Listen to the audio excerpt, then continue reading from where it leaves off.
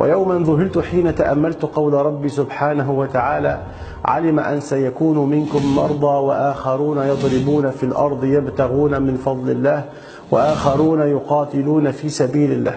نعم يا رب، قد علمت حالهم وأمراضهم وأشغالهم في أسفارهم أو انهماكهم في حرب عدوهم، فبما توصيهم؟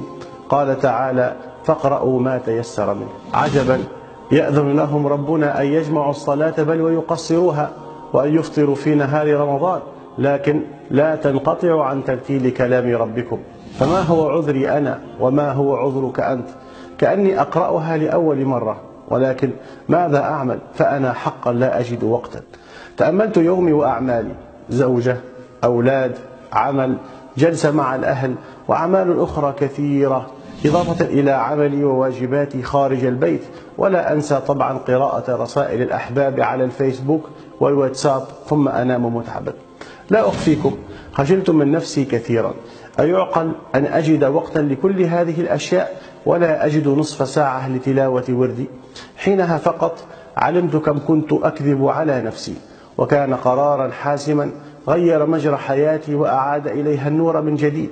كلما هممت أن أحمل مصحفي توافدت أعذاري، فلاح لي قول ربي تعالى: فاقرأوا ما تيسر منه.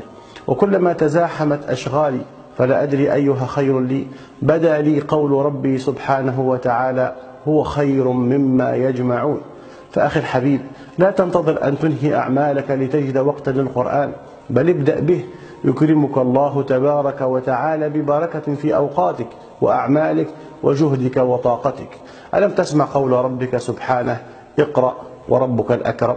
في الحقيقة لسنا بحاجة إلى وقت، بل نحن بحاجة إلى عزم صادق ورفقة صالحة.